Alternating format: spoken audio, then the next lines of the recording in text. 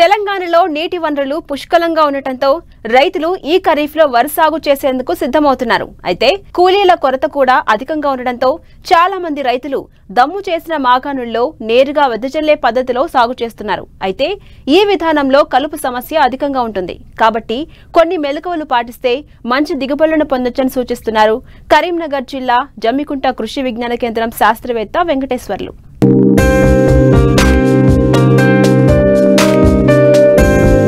ఇటీవల కాలంలో వరి సాగులో పెరిగిన ఖర్చులు, కూలీల కొరత వలన దమ్ము చేసిన పొలంలో మొలకెత్తిన విత్తనాలు నేరుగా చల్లే పద్ధతిపై రైతులు ఆసక్తి కనబరుస్తున్నారు. ఈ పద్ధతిలో ఎకరాకి 15 నుండి 20 కిలోల విత్తనం ఆదా అవుతుంది. పంట 7 నుండి 10 రోజుల ముందుగా కోతకు వస్తుంది. నారు పెంపకం, నగడం, నాట్లు వేసే పని ఉండదు కాబట్టి సాగు ఖర్చు ఎకరానికి 2500 నుండి 3000 వరకు తగ్గుతుంది. అయితే మొక్కల సాంద్రత సరిపడా ఉండడం వలన దిగుబడి 10 నుండి 15% వరకు పెరుగుతుంది. తక్కువ సమయంలో ఎక్కువ విస్తీర్ణంలో విత్తుకుని కూలీల కొరతను అధిగమించవచ్చు. ప్రతికూల వాతావరణ పరిస్థితులలో పంట కాలం కోల్పోకుండా నీరు అందుబాటులో ఉన్నప్పుడే వరి సాగు చేసుకునే అవకాశం ఉంది.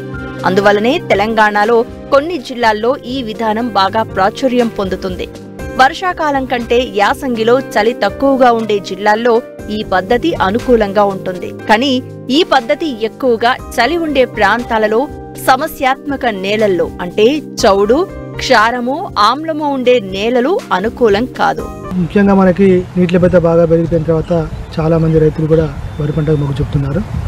అయితే ఈ మధ్య కాలం లోపల ఈ సామాజిక మాధ్యమాల ద్వారా వరిలో నేరుగా వచ్చే విధానం గురించి తెలిసిన తర్వాత చాలామంది రైతులు కూడా ఈ కూలీల సమస్య ఉండడం వల్ల నాట్ల జోలికి పోకుండా నేరుగా వెదజల్లే పద్ధతికి కొంత అలవాటు పడుతూ ఉన్నారు.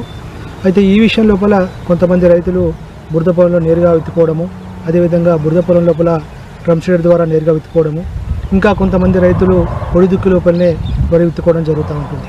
ముఖ్యంగా ఈ నేరుగా వరి విత్తే విధానానికి రకానికి ఎటువంటి సంబంధం లేదు కాబట్టి ఖరీఫ్ లోపల కానీ రబీ లోపల కానీ అదేవిధంగా ఎటువంటి రకాలైనా కూడా సాగు చేసుకోవచ్చు.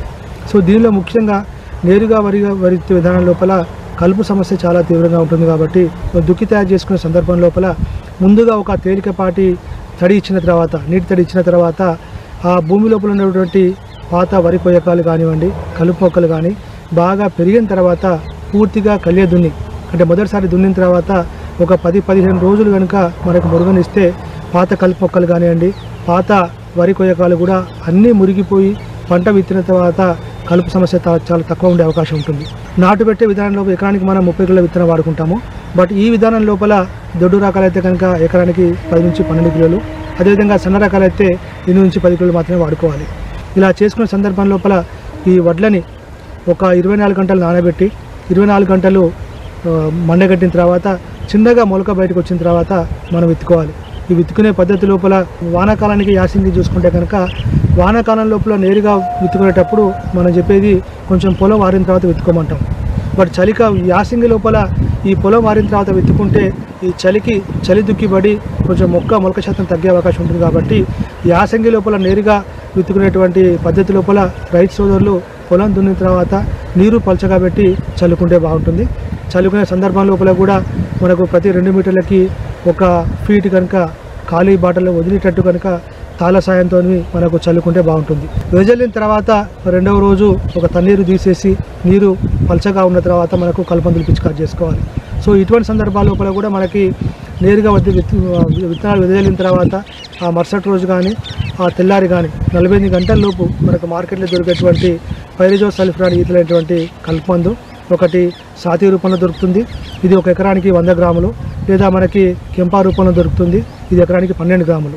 ఈ మందును 200 లీటర్ల నీటిలో కలిపేసుకొని మనము నేలపైన సమాంతరంగా పడేటట్టు కనుక పిచికారి చేసుకుంటే మన కలుపు సమస్య కొంత తగ్గే అవకాశం ఉంటుంది. వెదజల్లే ముందే మనకు పొలం మొత్తం తయారైన తర్వాత ఏవైతే సిఫారు చేసేటువంటి ఆఖరి దుక్కి ఎరువు ఉందో మనం ముఖ్యంగా మనకి డిఏపిని మనం రికమెండ్ చేస్తాము. ఈ డిఏపి 50 కిలోల ఎరువుని మనం విత్తే ముందు పొలమంతా చల్లుకొని ఆ తర్వాత మనము వరి వెదజల్లుకుంటే బాగుంటుంది.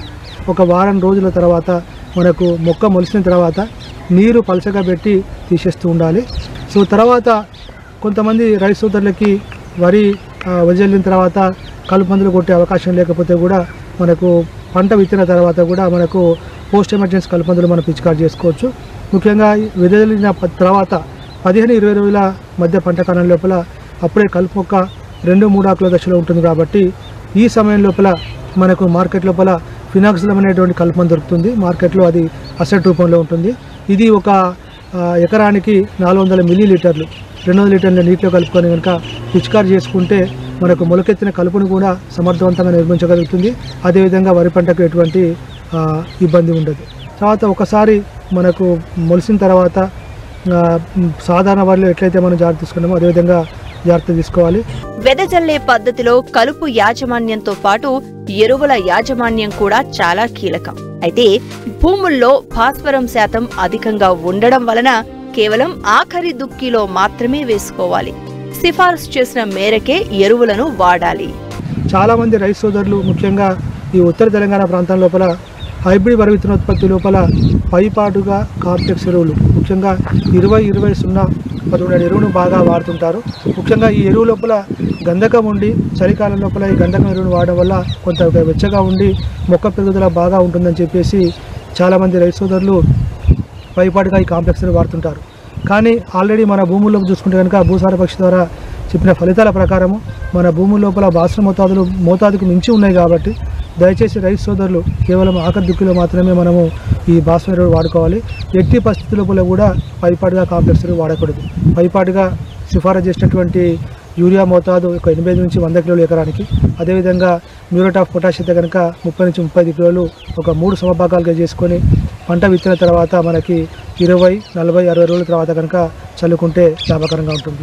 అయితే చాలామంది రైతు సోదరులు ముఖ్యంగా మన ప్రాంతాల లోపల ఈ నాటిన తర్వాత కానీ వెజల్లే తర్వాత కానీ ఒక 20-30 రోజుల మధ్యలో మనకి ఈ మొగిపురుక్కి గుళికలు వేసే అలవాటు ఉంది. సో ముఖ్యంగా ఈ రబీ కాలం లోపల చూసుకుంటే కనుక మనకు కార్బోఫ్యూరాన్ గుళికలు 3G గుళికలు అంటాం. ఇది ఎకరానికి 10 కిలోలు కానివ్వండి, లేకపోతే కాటాప్ హైడ్రోక్లోరైడ్ గుళికలు ఇవి ఎకరానికి 8 కిలోలు కావచ్చు. అదేవిధంగా మనకి మార్కెట్ లోపల దొరికేటువంటి ఇతర గుళికలు ఏవైనా కూడా మనకు చెప్పిన మోతాదు లోపల చల్లుకోవాల్సి ఉంటుంది. ఎక్కడైతే చౌడు భూముల లోపల ఈ నేరుగా విత్తే విధానాన్ని ఆచరిస్తున్నామో కొంతవరకు విత్తన మోతాదు పెంచుకుంటే బాగుంటుంది. అన్నిటికన్నా ముఖ్యంగా ఎప్పుడు కూడా ఈ విధానం లోపల యూరియా మోతాదు మించిపోతే మాత్రం పంట బాగా పెరిగిపోయి మళ్ళీ అడ్డం పడిపోయే అవకాశం ఉంటుంది. కాబట్టి ఈ సమస్యను అధిగమించాలంటే ఏదైతే సిఫారసు చేసిన మోతాదులో మాత్రమే ఎరువులు వాడుకోవాల్సిన అవసరం ఉంది.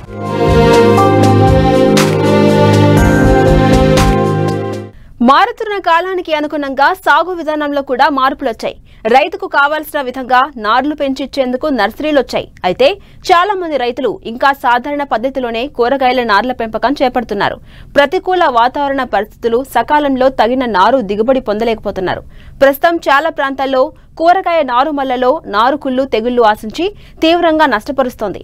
దీని నివారణకు చేపట్టాల్సిన చర్యలు, శాస్త్రీయ పద్ధతిలో నారుమడుల పెంపకం వల్ల కలిగే ప్రయోజనాల గురించి ఇప్పుడు తెలుసుకుందాం.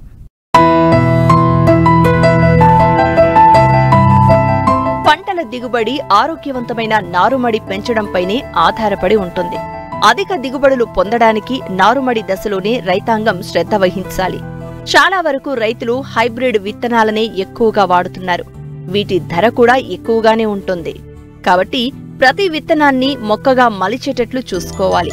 నారుమడిని పెంచే ముందు మనం సాగు చేసే విస్తీర్ణానికి అనుగుణంగా నారుమడిని తయారు చేసుకోవాల్సి ఉంటుంది. కానీ భద్రాద్రి కొత్తగూడెం జిల్లా సుజాత నగర్లోని రైతులు చాలా వరకు సంప్రదాయ పద్ధతిలోనే కూరగాయల నారు పెంచుతున్నారు. శాస్త్రీయ పద్ధతులలో ఎత్తుమడులపై నారు పెంచకపోవడం వల్ల అధిక వర్షాలకు నారుకుళ్ళు తెగులు ఆశించడంతో రైతులు తీవ్రంగా నష్టపోతున్నారు. ఇటు శ్రమ, అటు సమయం వృధా అవుతుంది. ఈ సమస్య నుంచి బయటపడాలంటే విత్తనం దగ్గర నుండి నారు విత్తే వరకు పలు యాజమాన్య పద్ధతులు చేపట్టాలని సూచిస్తున్నారు భద్రాద్రి కొత్తగూడెం జిల్లా కృషి విజ్ఞాన కేంద్రం ఉద్యాన శాస్త్రవేత్త డాక్టర్ బి శివ. ప్రస్తుతం రైతులు మిరప, టమాటా, వంగ, క్యాబేజీ, కాలీఫ్లవర్ ఇలాంటి నార్లను సాగు చేస్తున్నారండి.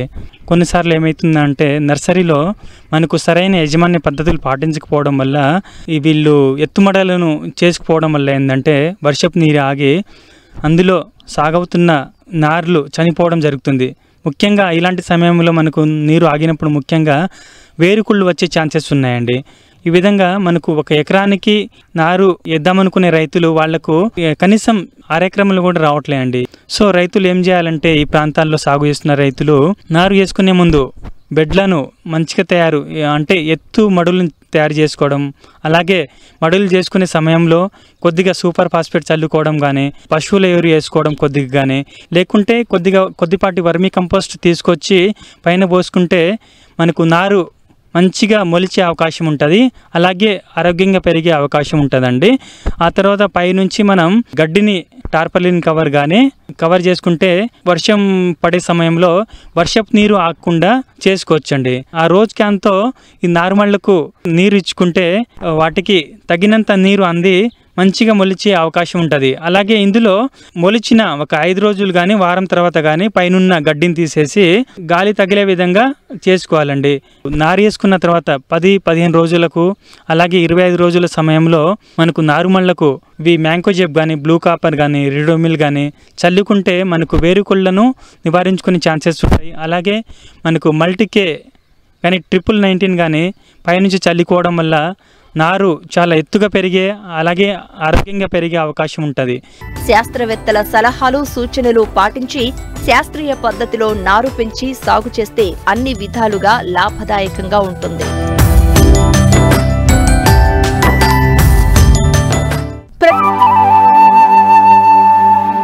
కాలానుగుణంగా సంవత్సరం పొడవునా కూరగాయలు పండించే రైతులు ఆర్థికంగా నిలదొక్కుకోగలుగుతున్నారు. అలా ఏడాది పొడవునా సాగుకు అనుకూలమైన కూరగాయ పంటల్లో బెండ ఒకటి.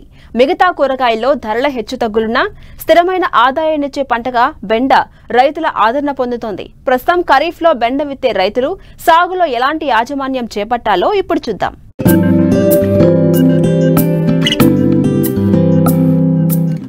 ఇటీవలి కాలంలో వాణిజ్య పంటల కంటే కూరగాయల సాగే రైతులకు లాభదాయకంగా మారింది. ముఖ్యంగా బెండ వంటి కూరగాయ పంటలకు మార్కెట్ ఒడిదుడుకులు తక్కువ. చీడపీడలను ఎప్పటికప్పుడు గమనిస్తూ సకాలంలో తగిన యాజమాన్య సస్యరక్షణ చర్యలు చేపట్టినట్లయితే బెండ సాగులో ఎకరాకు 5 నుండి 10 టన్నుల దిగుబడి తీయవచ్చు. వీటి సాగుకు వేడి వాతావరణం ఎక్కువ అనుకూలం. తొలకరి పంటగా జూన్ నుంచి జూలై వరకు విత్తుకోవచ్చు. ఆయా ప్రాంతాల వాతావరణ పరిస్థితులకు అనుకూలమైన రకాలను ఎంచుకుని సమగ్ర యాజమాన్య పద్ధతులను పాటించినట్లయితే అధిక దిగుబడులను సాధించవచ్చంటూ తెలియజేస్తున్నారు బెల్లంపల్లి కృషి విజ్ఞాన కేంద్రం శాస్త్రవేత్త శ్రవంతి.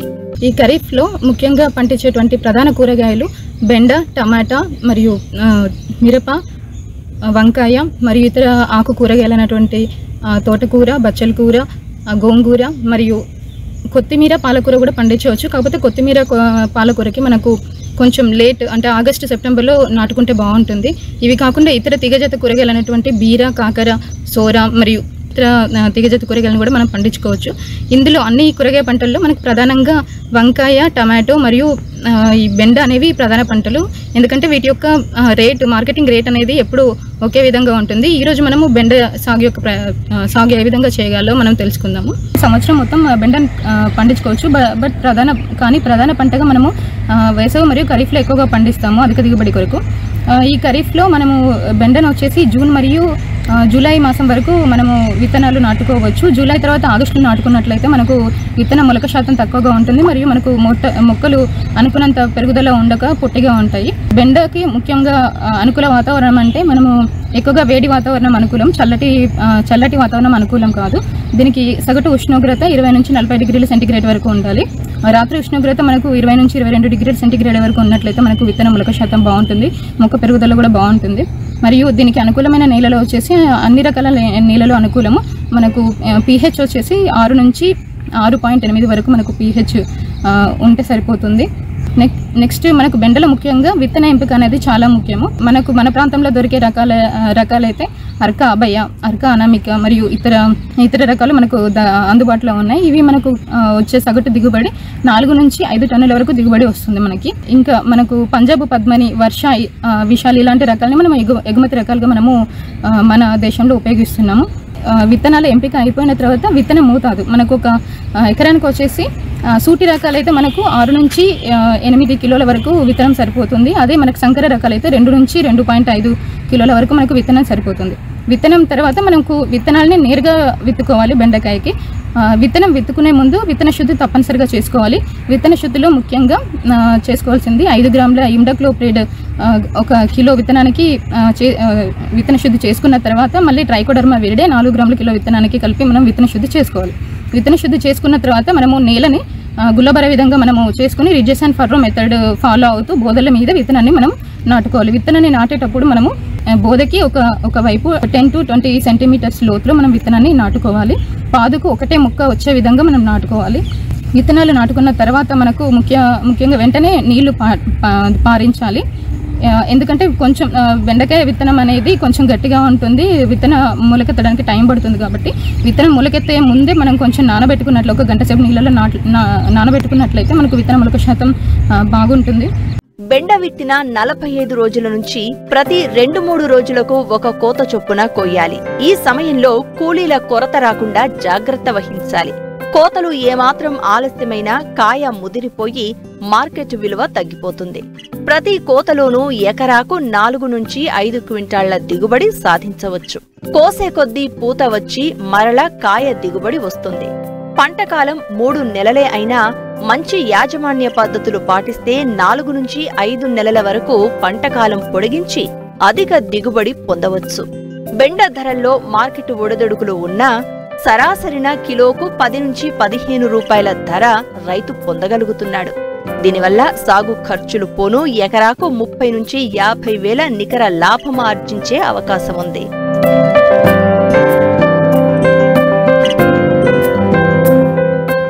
ఉద్యాన పంటలను రాష్ట్ర ప్రభుత్వం ప్రోత్సహిస్తూ ఉండడంతో రైతులు సేద్యానికి ఆసక్తి చూపిస్తున్నారు.